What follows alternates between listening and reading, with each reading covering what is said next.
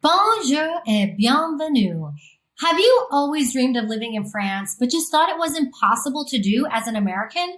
Well, I'm here to tell you, think again because it is totally possible. And this video is all about moving to France. I've taken your most frequently asked questions and made a video about it to go over the basics so that you can make your dream of moving to France a reality.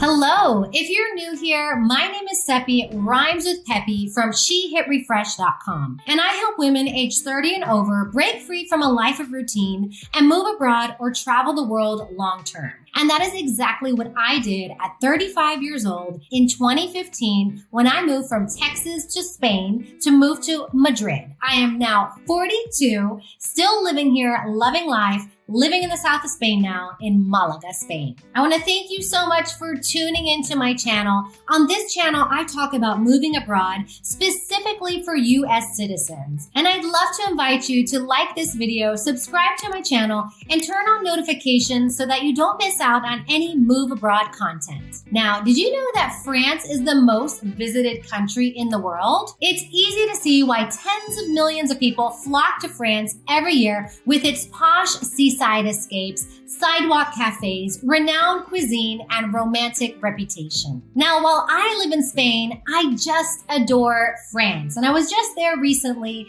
in the south of France and Nice and Marseille. So if you think of the Eiffel Tower when you think of France, there's so much more to the country than Paris. And we're actually going to get into that a little bit later when I talk about some of the best places to live. I'm also going to get to your burning questions as to how to move there as an American. Can you work in France? Healthcare and taxes as well.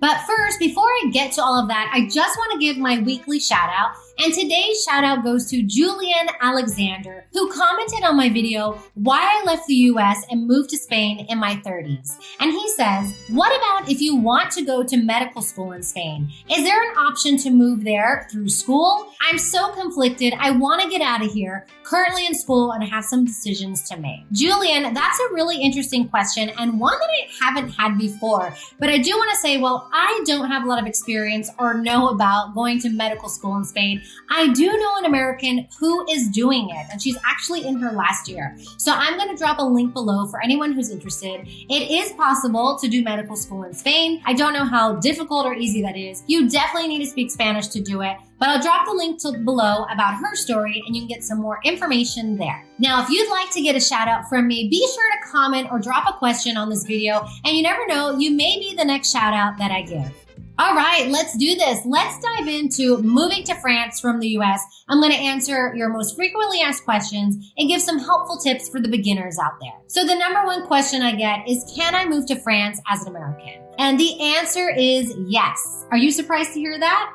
I actually go over 6 different visas to move to France in my digital book, I'm Outta Here, An American's Ultimate Visa Guide to Living in Europe. So please check that out. I go over the 17 easiest countries to move to in Europe based on viable visa options. And this book was created with US citizens in mind. So you can grab the link below to check that out.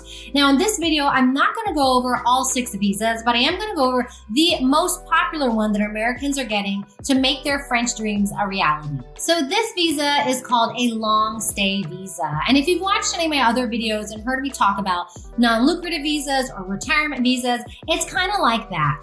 And I say that because this is the type of visa that you can apply for if you meet the financial requirements. On this visa, you do have to prove that you are able to financially support yourself for the time that you are in France without seeking work. Now, that financial requirement isn't totally clear as it is in other countries, but you can estimate to have about 24,000 euros in your bank account for one person for the year. So the great thing about this long stay visa in France is that unlike Spain's non-lucrative visa, you actually can work remotely in France, as long as you're working for a company that is located outside of the country. So remote workers, this could be a great solution for you if you're looking to move to France. If you'd like more information on this visa and all the other visa options that are available to you, please again, check out my digital book, I'm Outta Here.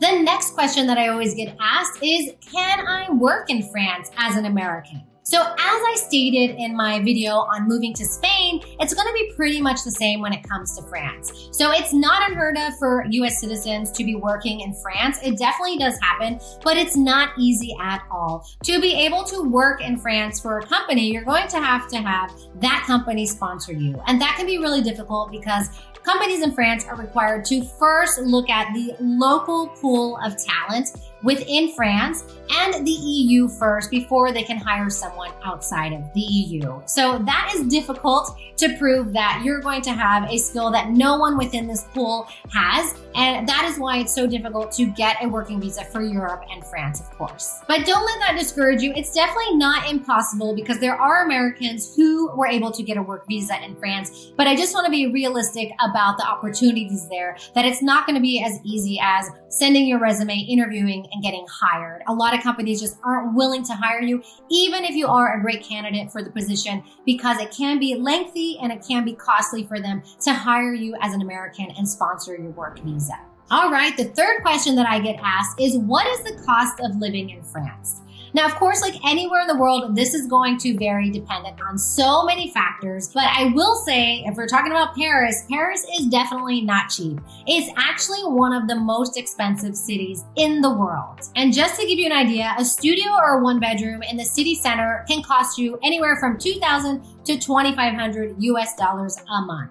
And of course, housing prices are skyrocketing everywhere. So I guess if you are used to paying high prices for an apartment in a big city where you're living, then moving to Paris won't be that much of a change. But of course, not everybody wants to move to Paris, and there are so many less expensive options in France. Cities like Lyon, Bordeaux, and Toulouse are going to be even cheaper. They can be anywhere from 15 to 20% cheaper than Paris. So if you're looking for something even cheaper, Marseille, my favorite city in France, is even cheaper, up to 40% less in housing costs to move there. Now, we were talking about housing costs. Now, that's going to be a big chunk of your money. But in terms of cost of living, things like groceries, entertainment, and transportation are pretty reasonable in France, and especially in a city like Paris. All right, number 4, the next question that we get asked is, what are the best places to live in France? So you just heard me talk about a few cities there. I'm not going to go into all of them in detail here. You can definitely find information about the cities that I've mentioned in my book, I'm Out of Here. I'm going to go over just a few here in this video. And the top one here, again, is Paris. So Paris, being a major city and a world-class city, is rich in history, art, culture, and fashion. And of course, as I mentioned, it's a huge tourist destination. So that means that it's pretty easy to get by in English. But of course, wherever you're moving to in the world, I always encourage people to learn the local language. Now, we've established that the cost of living is high there, but Paris has so many perks to it that might make the high cost worth it. It's a very lively city. There's always something to do, super diverse, and it's relatively safe for the size that it is. All right, the next city is Toulouse. Toulouse is actually France's 4th largest metropolis, and it may not be the first city that you think of when moving. But this little southwestern city is such a gem. It has a great climate, an educated population, a dynamic international scene, as well as being just located in an incredible place. It's nestled between the Mediterranean Sea and the Atlantic Ocean, and it's just over the border of Spain. So there's so much there to explore in this region. And definitely where it's located near the beach and the mountains play a part in giving its local culture that laid-back vibe. Some interesting facts about Toulouse is that one of the country's largest universities is located there, and the Airbus headquarters is there too. So there's a lot of tech talent that's coming to Toulouse. So definitely check it out if it's something that you haven't thought of yet.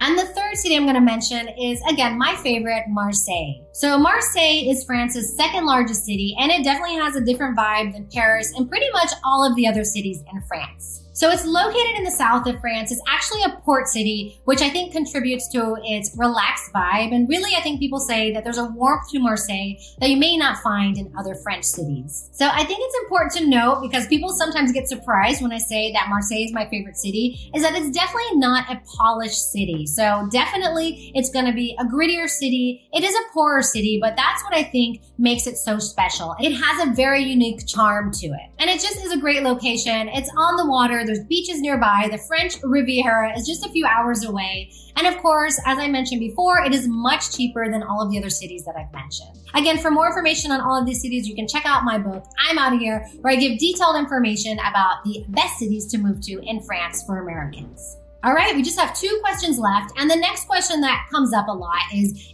healthcare free in France for Americans? So if you're an American living in France, you're gonna be required to have a private insurance policy. This is actually gonna be one of the requirements for your visa application. Now, depending on which visa you're on, after 3 months of living in France, you may have access to their public healthcare system, but this isn't typical for most of the visas that Americans are gonna be coming on. Now, not to worry, I know private healthcare is super expensive in the US, but when it comes to Europe and France, you can get a private healthcare plan for as low as 45 euros a month for one person. It's like mind-blowing. So just another reason for you to move to France is having access to affordable healthcare.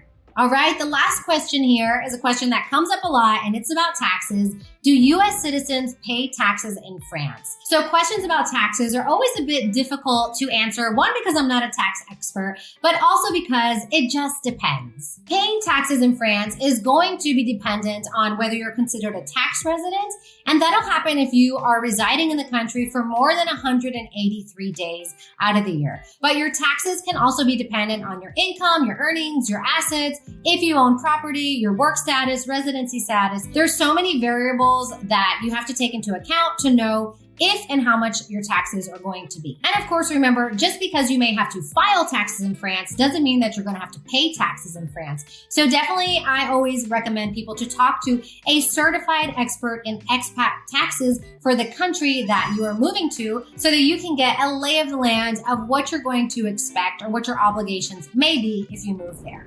All right, well, that is it. I hope you found this information helpful. And if you're watching this video and still have questions about moving to France, please drop your questions in comments below. And of course, if you have moved to France or thinking about it, I would love to hear from you too, to hear about your journey and how things are going. And if you need more resources to help you with your move abroad, again, please check out my digital book, I'm Out of Here, an American's Ultimate Visa Guide to Living in Europe. And you can find that in the link below.